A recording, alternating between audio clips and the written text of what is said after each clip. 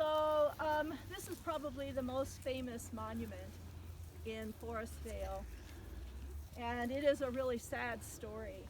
Um, Catherine Sly was engaged to be married to Thomas Marlowe, who was the builder of the Marlowe Theater.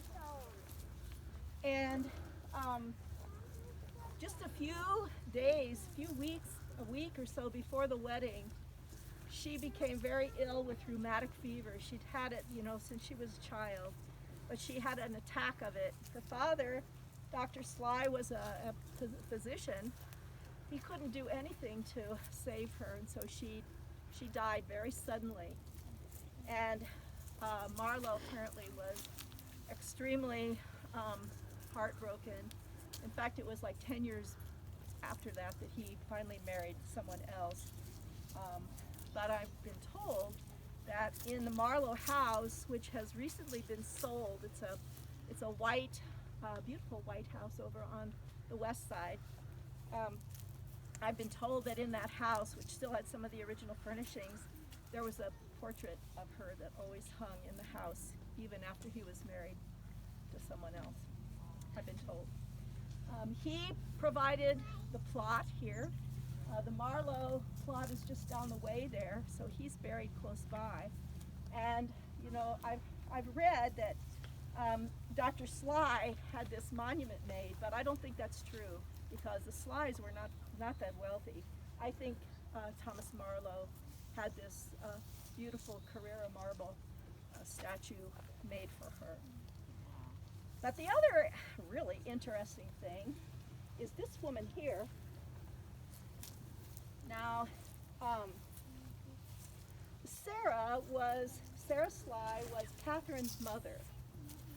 And this woman here, Margaret Davenport Carleton, was the granddaughter, okay? So these two are related, and that's why she's buried here. But she is the subject of a really scandalous episode. When 19 teens, she was married to a judge, Judge Carleton, and it was her second marriage. And she became secretary to the Reverend Leonard Chrysler. And I don't know if you've ever heard of him, but he was a very enigmatic, very attractive, sort of evangelical preacher. Very, very, very well known, Episcopal preacher. And he was based out of Havre. And she was hired as his secretary. And there was a lot of talk about the two of them. She had left her husband and traveled around with Reverend Chrysler. Reverend Chrysler was also married to a woman who never went out in public much. She always dressed in black. She was the daughter of a scythe manufacturer. I mean, just picture this. And so the two of them caused a lot of gossip. And so one night, Reverend Chrysler was at home with his wife. They had gone to the railroad station to take someone to put them on the train. And when they came back, they could see someone had been in the house, and they could see a light moving around in the house. And come to find out, Margaret had been in the house. And she had rearranged the pictures, and she was kind of, I guess, I don't know. But anyway, sometime after that, there was this, what they decided was a murder-suicide. Mrs. Chrysler was there when Margaret burst into the house. It was late at night, burst into the house and supposedly shot Reverend Chrysler through the heart and then shot herself. So that's how she died. And it was, there was a coroner's inquest, but there was some kind of funny business about it, and it was never really very thoroughly investigated. Mrs. Chrysler herself was never really questioned.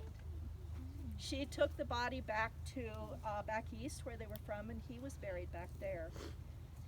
But Margaret then was buried here. And the coroner's inquest determined that Margaret shot the Reverend and then shot herself. But there were these questions because Margaret was under the care of a physician. She had taken sleeping powders.